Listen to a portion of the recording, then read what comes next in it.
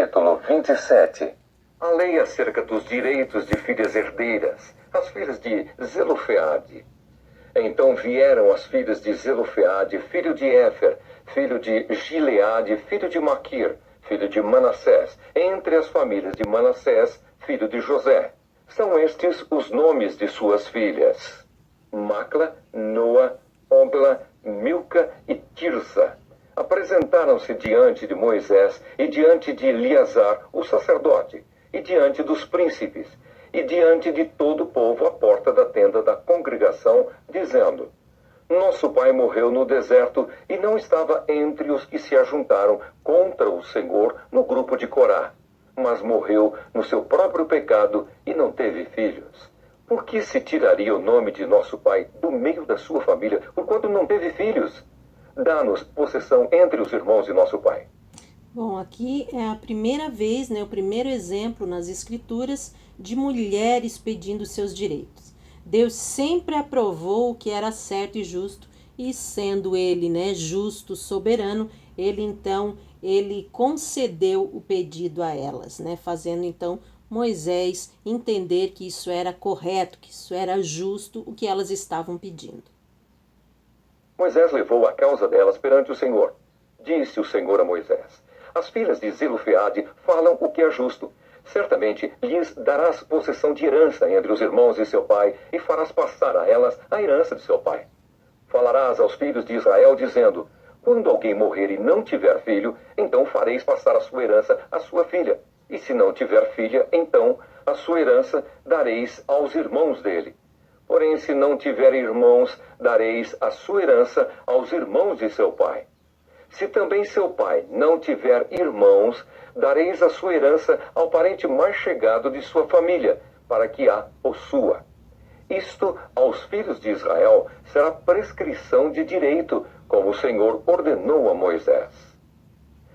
Deus prediz a morte de Moisés. Depois disse o Senhor a Moisés: Sobe a este monte Abarim e vê a terra que dei aos filhos de Israel. Bom, aqui nós vimos então, né, que Deus fala a Moisés que ele deveria então se preparar para a morte, ou seja, ele deveria subir então ao monte Abarim. Para você anotar aí no seu caderno, então, a palavra Abarim significa além. E tendo-a visto, serás recolhido também ao teu povo, assim como o foi teu irmão Arão. Porquanto no deserto de Zim, na contenda da congregação, fostes rebeldes ao meu mandado de me santificar nas águas diante dos seus olhos. São estas as águas de Meribá de Cádiz, no deserto de Zim. Então disse Moisés ao Senhor: O Senhor, autor e conservador de toda a vida, ponha um homem sobre esta congregação que saia adiante deles e que entre adiante deles e que os faça sair e que os faça entrar, para que a congregação do Senhor não seja como ovelhas que não têm pastor. Josué, designado sucessor de Moisés. Disse o Senhor a Moisés: Toma Josué, filho de Num, homem em quem há o Espírito, e impõe-lhe as mãos. Apresenta-o perante Eleazar, o sacerdote, e perante toda a congregação, e dá-lhe, à vista deles, as tuas ordens.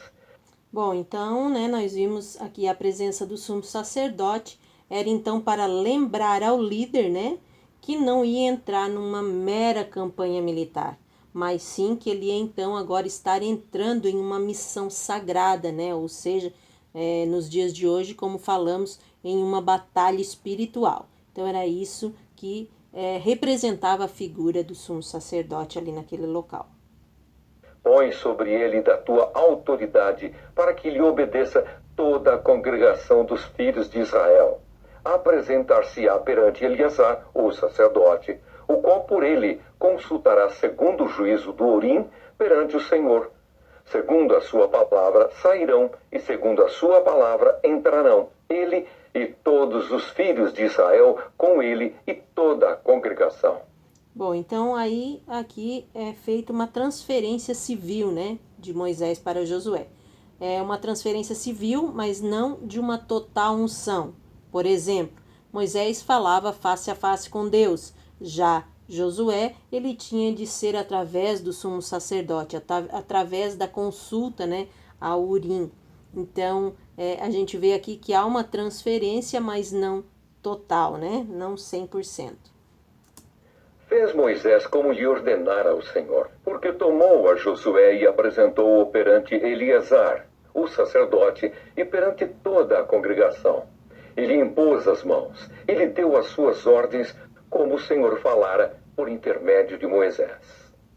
Amém. Queremos então encerrar este capítulo, desejando que Deus abençoe a sua casa, a sua vida, a sua família, o seu ministério, a sua saúde, em nome de Jesus. Para você que gosta aí de ter as anotações aí no seu caderno. Tá bem abaciada aqui, agora tem que limpar, senão não vai dar pra ver. Consegue ver lá? Não, não dá pra ver. Viu? Reclamou que não tinha erros. Cadê? Vamos limpar essa coisa aqui. Vamos ver. Ui, que ruim que ainda ficou. Ai, que ruim, não dá pra ver bem. Eu não sei, Lana. Tá. Ó, aí.